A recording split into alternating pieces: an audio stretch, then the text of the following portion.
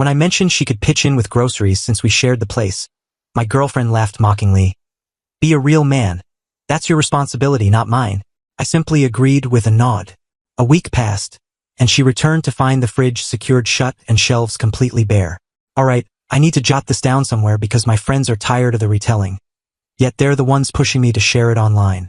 Everything exploded over a missing dozen eggs, or more accurately, their absence. My former girlfriend, Valerie, and I had cohabited in my condo for just over 12 months. The setup seemed clear-cut, or so I believed. I run a modest yet thriving building firm. My days are long and demanding, but the income is solid.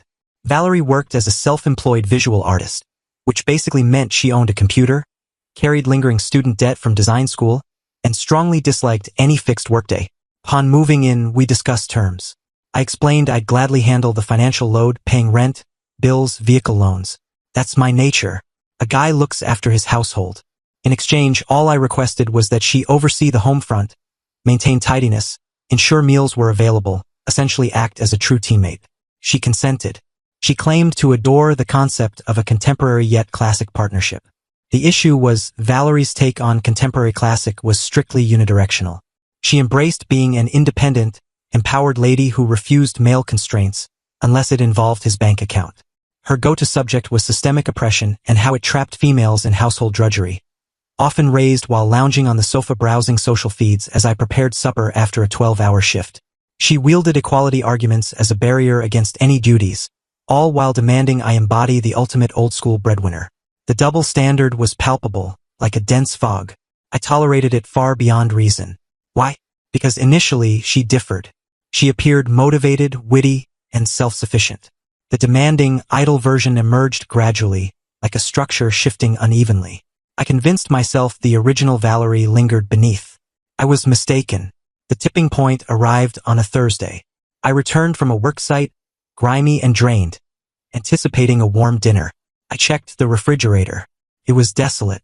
A nearly spent ketchup bottle, one wilted lemon, and almond milk with mere drops remaining.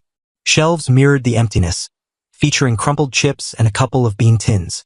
Valerie lounged in the den, focused on her supposed inspired venture, which resembled browsing e-commerce. Hi, I said, masking my fatigue. The house lacks any edibles. She barely glanced up from her screen. Yes, I planned to shop, but I entered a deep creative zone. You understand? No, I don't, I replied, my stored patience finally cracking. I know I sent the shopping funds to your account Monday, as always. It's Thursday, and nothing's here to consume. I've logged 70 hours this week, Val. The single request I have is returning to a prepared meal. She at last met my gaze, her expression dripping with that known condescending pity. Wow, she sneered. I'm not your mid-century spouse. Okay. I pursue my own goals, my own path. I'm not merely existing to cook and tidy for you. Nobody's demanding a spouse role. I countered, my tone escalating unavoidably. I'm requesting you fulfill our basic agreement. I fund it all. You keep the home operational. It's meant to be collaborative. And then she uttered it. The phrase that collapsed the flawed foundation. She rose, palms on her waist, glaring with raw scorn. Oh, apologies. Is supporting your girlfriend beyond your capacity? Act like a man, David. That's your duty, not mine. Silence enveloped everything. All the chatter, justifications, endless debates from the prior year halted. She had voiced the unspoken truth.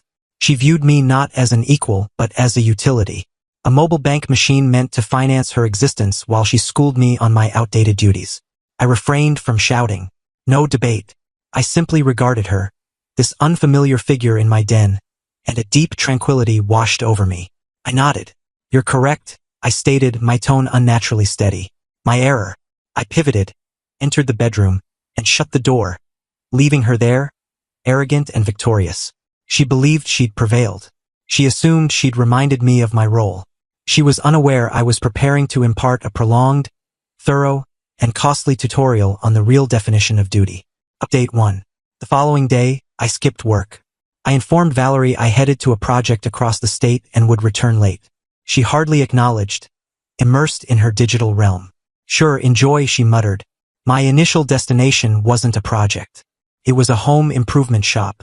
I purchased a robust keyed latch and hinge for the refrigerator. I acquired fresh keyed locking handles for each cabinet and storage door in the cooking area. The total came to around $200. It ranked among my wisest investments. My next halt was the supermarket. I embarked on an epic buying expedition akin to film scenes.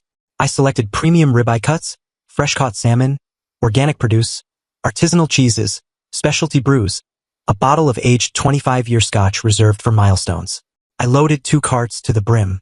The bill exceeded $1,000 for top-tier provisions. At the condo, I began installation. It required under 60 minutes to fit the new fittings. The fridge featured a sturdy metal hinge bolted in place with a solid padlock fastening the doors. Every cabinet, from dishware holders to the dry goods storage, now boasted gleaming new locks. Only I possessed the keys. Then I stored the purchases. I filled the fridge and shelves until overflowing. The cooking space resembled a luxury grocer, a haven of exquisite, tempting, and utterly unreachable meals. Once finished, I settled at the cooking table and composed a file.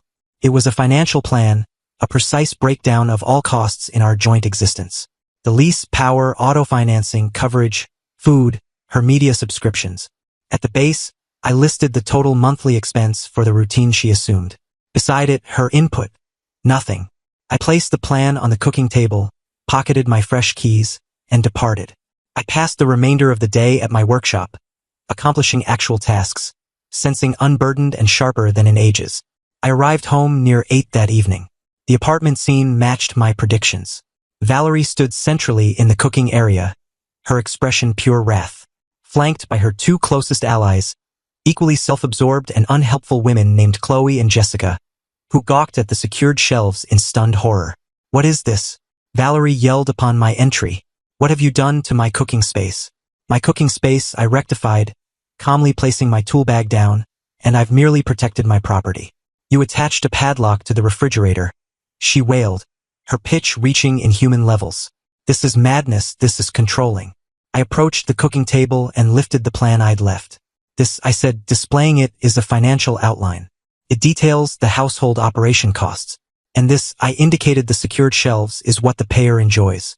I retrieved my keys, opened the storage, and removed pasta and premium tomato sauce. I unlocked the fridge and grabbed ground beef. "But what do I eat?" she demanded, her tone blending fury and real bewildered fear. I eyed her, then her allies, who stared as if I'd sprouted another limb. I offered a courteous, vacant grin. "Yesterday, you provided a crystal-clear role outline.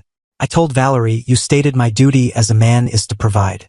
You're accurate, providing is my role, so I've supplied this for myself. Your role, as a capable, self-reliant, contemporary lady, uninterested in mid-century duties, is to sustain yourself. So begin." I faced away and prepared my meal, their stammering, furious outbursts the finest enhancement imaginable. Update 2: the household conflict that ensued was spectacular. Valerie and her allies, after roughly an hour of futile yelling and a botched effort to force the fridge lock with a hairpin, withdrew to the den for strategy.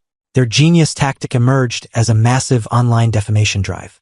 Valerie uploaded an extended, emotional social post, featuring a moody grayscale image of the locked refrigerator.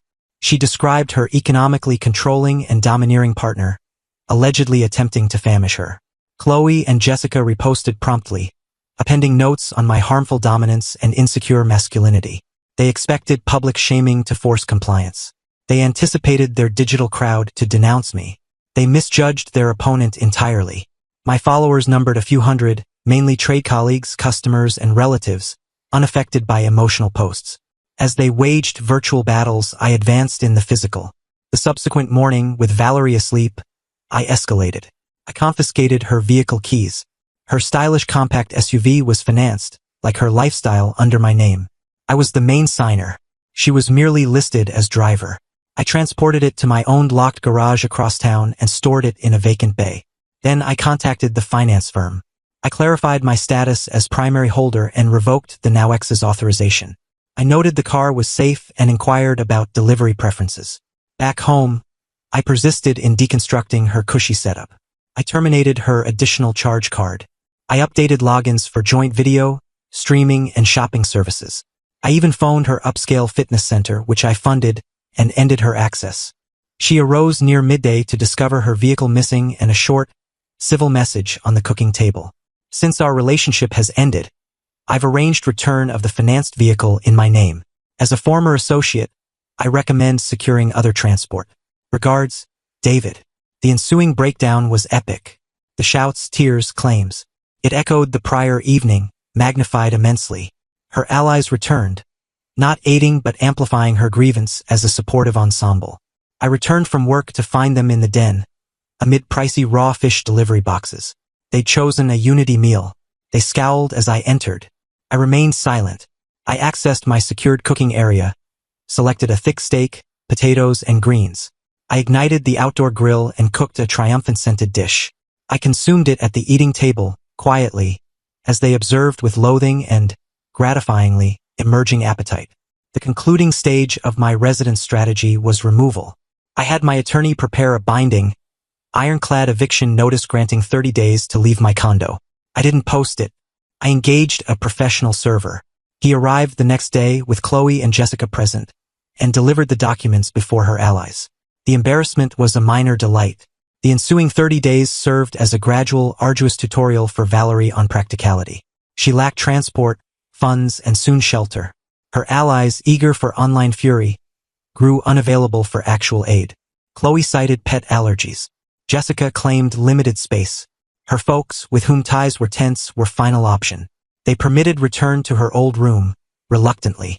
They insisted her easy days ended. She'd need steady employment and contribute rent. Final update, it's been 12 months. I'm in my condo's den. A now serene, orderly, solely mine domain. Wall decor is my selection. Fridge contents are my purchases. It's tranquil. The separation from Valerie, actually the removal as we weren't wed, was uneventful. She vacated after 30 days, leaving disarray. She contested some furnishings, but my proofs for each negated her. Her path, per mutual contacts, involves tough realities. She remains with parents. She liquidated luxury attire and accessories for a deposit on her own. Far modest unit, shared with 2 others. She serves coffee at a cafe, a role she loathes. Her artistic visions are paused, indefinitely, by bill obligations. Her online profile has faded. The chic, effortless persona yielded to a sour woman sharing indirect jabs at disloyalty and harmful males. Her followers, missing lifestyle inspiration, departed. I encountered her once, months back, at a eatery with associates. She was serving. Upon spotting me, she blanched. She spoke to her supervisor and vanished backstage, replaced by another. My associates remained oblivious. My retribution wasn't a dramatic peak. It was deliberate, systematic, and pragmatically harsh. I avoided outbursts. I honored her words. She sought modern independence. I eliminated barriers, specifically my full monetary and effective backing, blocking her progress. She demanded I act manly? I did. I sustained myself, safeguarded belongings, and fortified my space. I merely excluded her from that space, and that evidently teaches accountability no ideology can match.